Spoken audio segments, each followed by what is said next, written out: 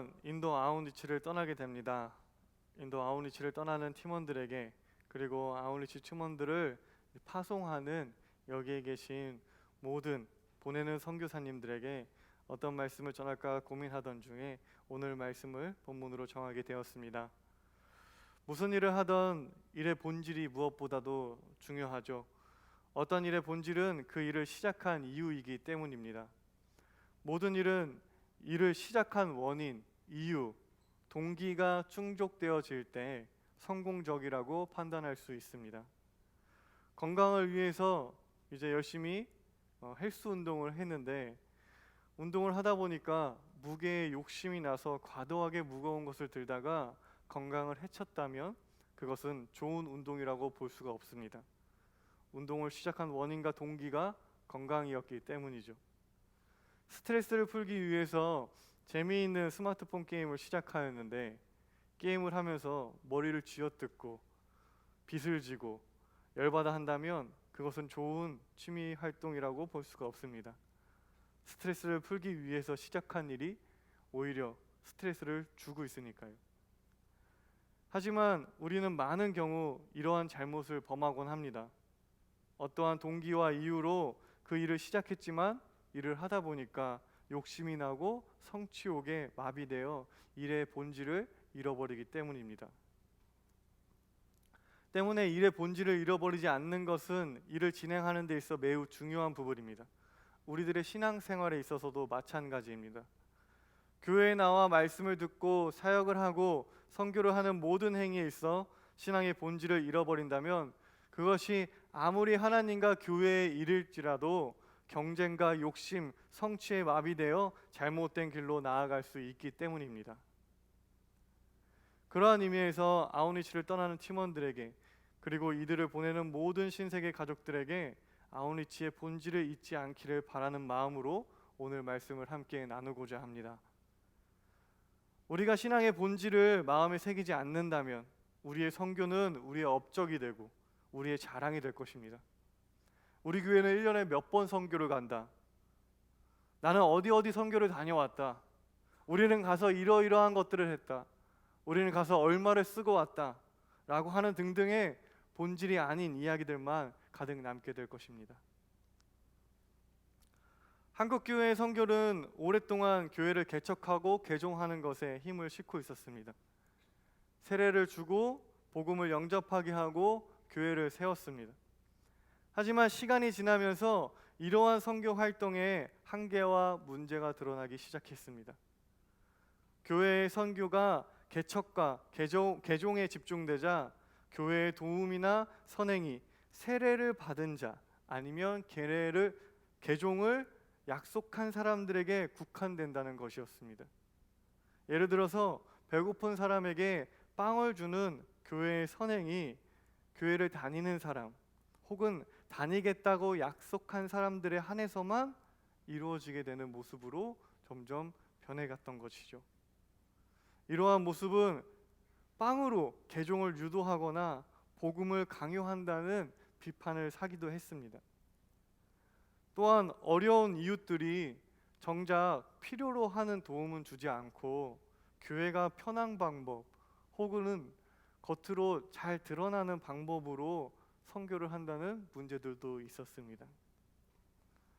이러한 선교 활동에 한국교회는 반성하면서 개척과 개종보다는 하나님의 사랑을 실천하는 그 일 자체에 집중하기 시작했습니다.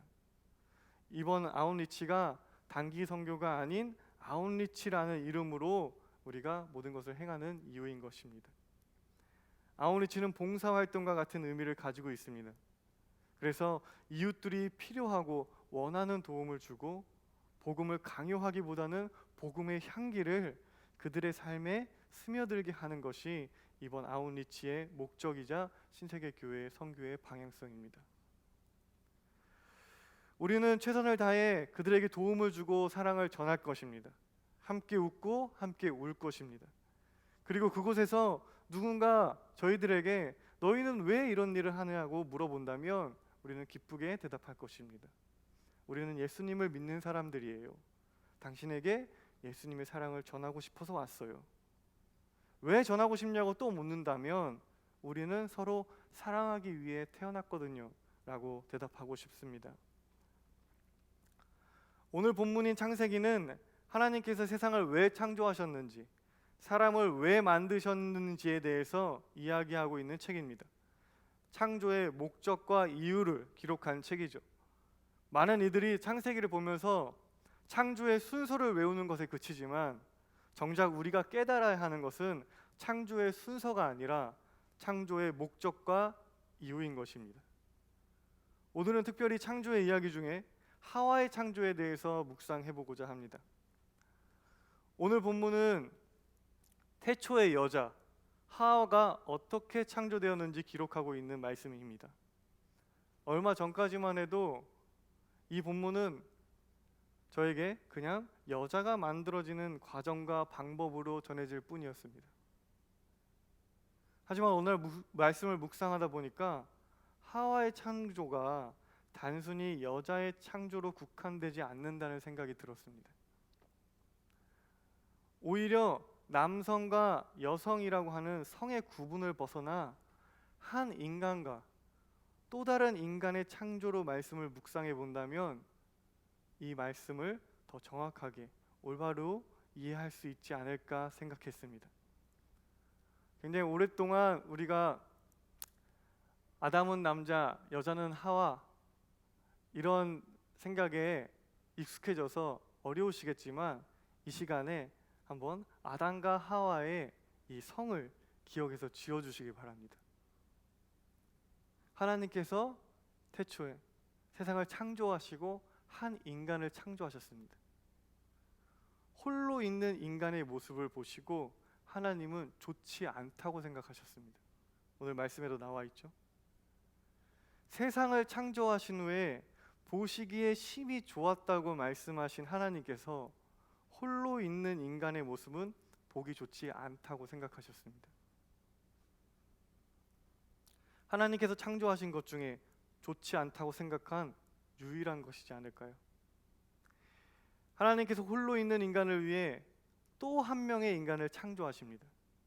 20절에서 성경은 그 이유를 돕는 사람이 없어서, 즉 돕기 위해서라고 기록하고 있습니다. 서로가 서로를 돕기 위해서 또 한 명의 인간을 창조하신 것입니다.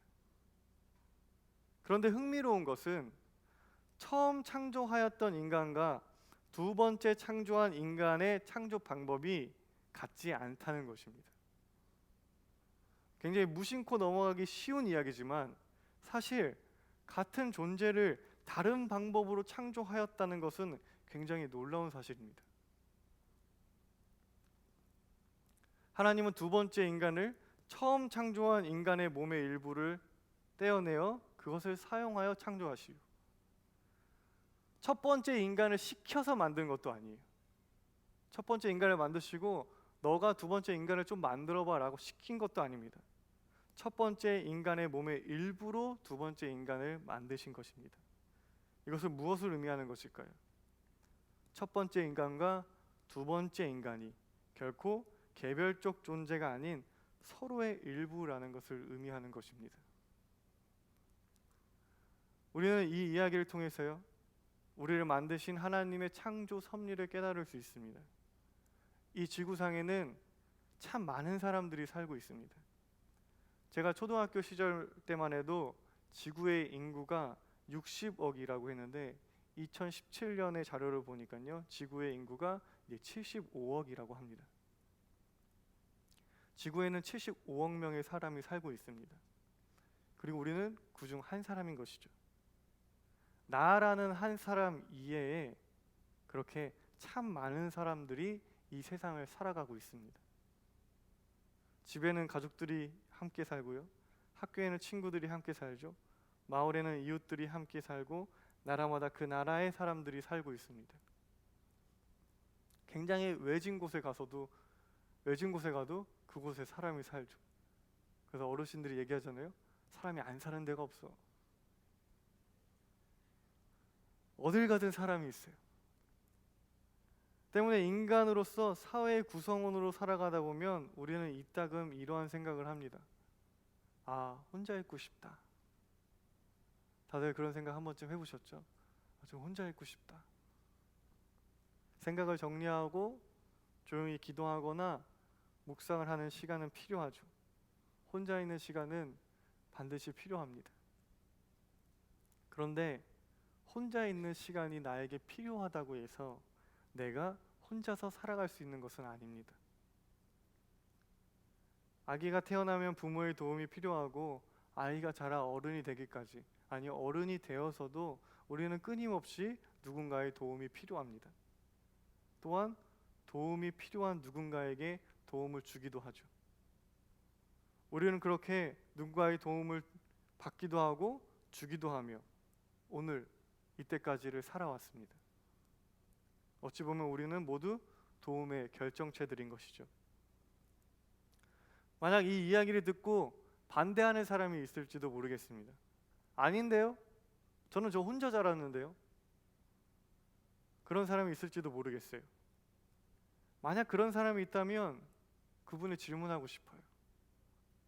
혼자 자랐던 자신의 삶이 굉장히 만족스러운가요? 결국 그렇지 않을 것입니다. 저는 불가능하다고 생각하지만 혹여 혼자서 사는 것이 가능하다고 할지라도 그것이 가능하다 할지라도 그것이 행복할 수는 없을 것입니다. 왜냐면요, 우리는 그렇게 창조되지 않았기 때문입니다. 성경은 우리에게 말해주고 있습니다. 나 이외에 다른 누군가가 내 곁에 있는 이유를 말씀은 이야기해주고 있습니다. 성경은 나 이외에 다른 존재가 있는 이유를 도움받고 도움을 주기 위해서라고 말씀하고 있습니다. 내 주변에 있는 모든 이들은 결코 나와 무관한 사람들이 아니라고 성경은 말씀하고 있습니다. 첫 번째 인간의 몸의 일부를 떼어내어 두 번째 인간을 만드셨듯이 너는 나의 일부이고 우리 모두는 서로의 일부인 것입니다. 우리가 사는 세계가 폭력적이거나 불행하다면 그 이유는 서로가 서로의 존재를 도움받고 도움 주는 사이로 생각하고 있지 않기 때문이죠. 세상은 가끔 착각하곤 합니다. 나 이외의 다른 사람들이 나와 경쟁하는 사람들이라고 생각하는 것입니다.